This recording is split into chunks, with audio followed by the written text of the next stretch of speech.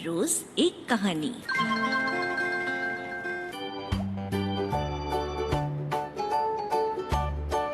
Tales of Panchatantra. Panchatantra की कहानियाँ। दूसरी कहानी, आपस की भूत। प्राचीन समय में एक विचित्र पक्षी रहता था। उसका धड़ एक ही था, लेकिन सिर दो थे। नाम था उसका भारुंड। एक शरीर होने के बावजूद उसके सिरों में एकता नहीं थी और न ही था तालमेल। वे एक दूसरे से बैर रखते थे। हर जीव सोचने समझने का काम दिमाग से करता है और दिमाग होता है सिर में।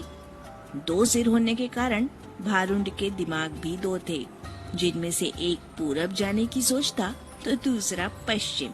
फल ये होता था कि टांगे एक कदम पूरब की ओर चलती तो अगला कदम पश्चिम की ओर, और भारुंड स्वयं को वहीं खड़ा पाता था। भारुंड का जीवन बस दो सिरों के बीच रस्साकशी बनकर रह गया था। एक दिन भारुंड भोजन की तलाश में नदी पर घूम रहा था कि एक सिर को नीचे गिरा एक फल नजर आया। उसने चोंच मारकर उसे चख कर देखा तो जीभ चटकाने लगा। वाह, ऐसा स्वादिष्ट फल तो मैंने आज तक कभी नहीं खाया। भगवान ने दुनिया में क्या क्या चीजें बनाई हैं। अच्छा, जरा मैं भी चख कर देखूं। कहकर दूसरे ने अपनी चोंच उस फल की ओर बढ़ाई ही थी कि पहले सिर ने झटक कर दूसरे सिर को दूर फेंका और बोला, अपनी गंदी चोंच इस फल से दूर ही रख। ये फल मैंने पाया है और इसे मैं ही खाऊंगा। अरे, हम दोनों एक ही शरीर के भाग हैं। खाने पीने की चीजें तो हमें बांटकर खानी चाहिए ना। दूसरे सिर ने दलील दी। पहला सिर कहने लगा, ठीक, हम एक शरीर के भाग हैं। पेट हमारा एक ही है।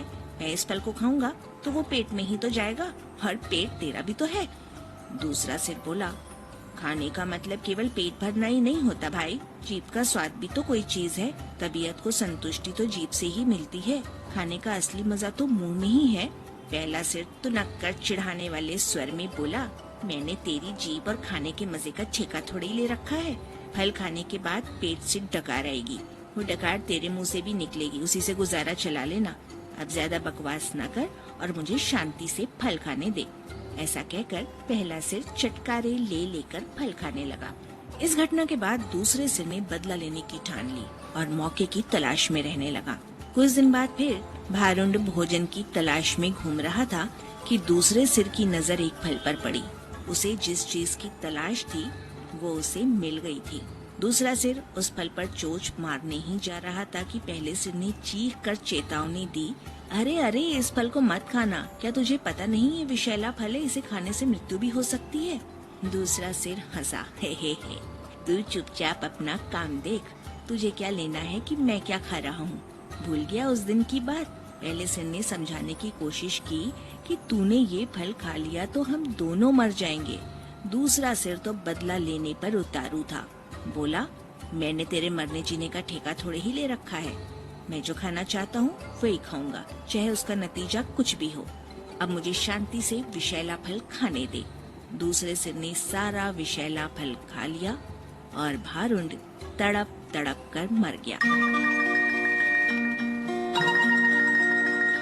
इस कहानी से हमें सीख मिलती है, आपस की भूत सदा ही ले डूबती है। प्रस्तुति लिब्रा मीडिया ग्रुप।